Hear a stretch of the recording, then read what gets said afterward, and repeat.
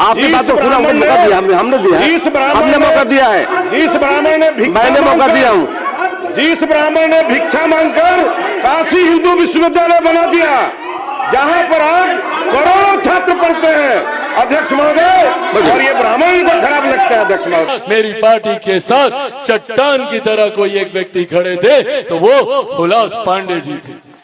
पिछले दिनों यूजीसी के मुद्दे पर हो चाहे सवर्णों के मुद्दे पर हो, खासकर यूजीसी के मुद्दे पर सवर्ण जिस तरीके से आंदोलन करते हुए नजर आए, एक चलन ये भी चला जिसमें लगातार ब्राह्मणों को निशाना बनाया गया, ब्राह्मणों को टारगेट किया गया। अब इसमें वो लोग जो अपने आप को ब्राह्मण नेता कहते हैं, जो अपने आप को सवर्णों का नेता कहते हैं, खुले तौर पर तो कुछ बोलते हुए नजर नहीं आए।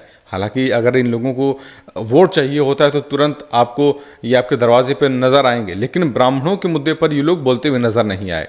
हाँ, एक बयान जरूर आया खुलकर, और वो था गोरखपुर से सांसद रवि किशन का। रवि किशन ने ब्राह्मणों पर खुलकर बात की और उन्होंने कहा कि चलन चल रहा है कि किस तरीके से ब्राह्मणों को टारगेट किया जाता है। आज ये मुद्दा क्यों जरूरी है, जिस पर बात करना जरूरी इसलिए हो जाता है क्योंकि जिस तरीके से यूजीसी के मुद्दे पर सवर्णों की सुनी नहीं जा रही, लगातार ब्राह्मणों को अलग अलग मोर्चे पर टारगेट किया जा रहा है, इसलिए बताना जरूरी हो गया है। और लोग सोशल मीडिया पे इस तरीके का रिएक्शन दे रहे हैं कि क्यों समाज में ब्राह्मण की उपयोगिता है, क्यों सवर्णों की उपयोगिता है, ब्राह्मण क्या है, क्यों वो श्रेष्ठ है। ये बताने के लिए आज 2-3 तस्वीरें आपके सामने हम लेकर आए हैं और इन तस्वीरों को जरूर देखिए। पहली तस्वीर बिहार विधानसभा से विधायक मिथिलेश तिवारी की है और ये तस्वीर न सिर्फ ब्राह्मणों की उपयोगिता बताती बल्कि इसके इतिहास को भी दर्शाती है। सबसे पहले उनका ये बयान विधानसभा का देख लीजिए। कोई ब्राह्मणवाद समझता नहीं है, लेकिन इन लोगों को इतनी तकलीफ है ब्राह्मणों से।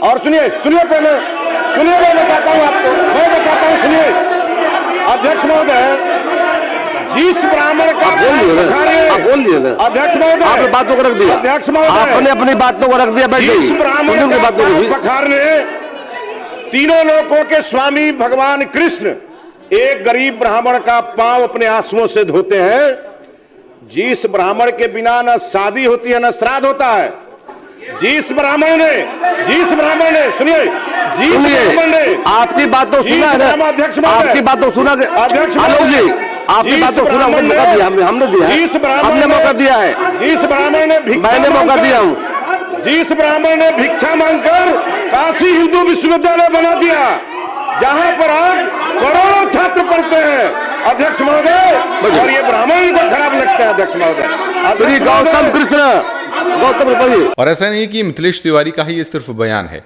मिथिलेश तिवारी के अलावा भी बाकी दलों के नेताओं के बयान भी इस बात का सबूत देते हैं कि समाज में ब्राह्मण शोषण नहीं करता है बल्कि वो उठाने का काम करता है, साथ देने का काम करता है। और इसी बीच में चिराग पासवान का वो बयान भी खूब सुर्खियां बटोर रहा है, जो कि उन्होंने अपनी पार्टी के कार्यकर्ता के तौर पर जो उनके साथ में हमेशा खड़े रहे उनके बारे में कही। ये वीडियो देखिए, उनका बयान देखिए और आकलन कीजिए।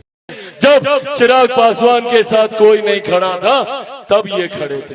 जब मेरे अपनों ने मुझे धोखा देने का काम किया, उस वक्त मेरे साथ, मेरे परिवार के साथ, मेरी पार्टी के साथ चट्टान की तरह कोई एक व्यक्ति खड़े थे तो वो हुलास पांडे जी थे। तो ये 2 तस्वीरें आपके सामने थी। इन दोनों तस्वीरों में जिस तरीके से दोनों लोगों ने जिस तरीके से बताया कि क्या इतिहास रहा है, न सिर्फ इतिहास रहा है बल्कि वो लोग जो लगातार जिस समय आपका बुरा समय होता है उस समय खड़े रहते हैं, वो कोई और नहीं होता, ब्राह्मण होता है। तो ब्राह्मण शोषण नहीं करता है, ब्राह्मण आपका साथ देता है, आपको मजबूत करता है, समाज के निचले पायदान से आपको उठाकर ऊपर के पायदान पर लाने की कोशिश करता है, उंगली पकड़कर आपको ऊपर उठाने की कोशिश करता है, ना कि शोषण करता है। चाहे यूजीसी का मुद्दा रहा हो, चाहे लगातार ब्राह्मणों की जब बैठक हुई तो उसको लेकर टारगेट किया गया कि ब्राह्मण समाज ने बैठक क्यों की, उत्तर प्रदेश में इसकी बहुत चर्चा रही। भले ही अलग अलग दल अपनी अपनी बैठक करते रहे हों, लेकिन ब्राह्मणों ने बैठक कर ली, इस बात की चर्चा ज़्यादा होने लगी। तो क्या ब्राह्मण समाज बैठक नहीं कर सकता है? क्या ब्राह्मण समाज खुलकर अपनी बात नहीं कह सकता है? वो समाज जो बिना आरक्षण के इस समाज में उच्च पायदान पर अपनी मेहनत से बढ़ रहा है, क्या उसको टारगेट करना इस तरीके से सही है? कमेंट करके हमें ज़रूर बताएं और ऐसे ही देखते रहें द इंडिया लाइव।